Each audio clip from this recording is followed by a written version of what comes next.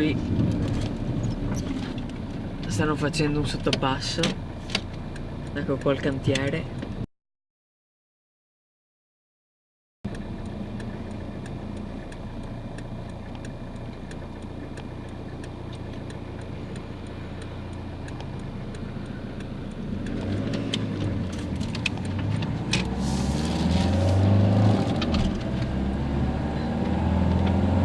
Oggi è martedì 10 ottobre,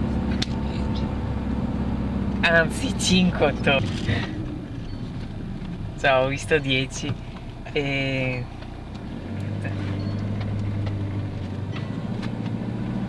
1999, l'ultimo anno appunto del secolo. del 99.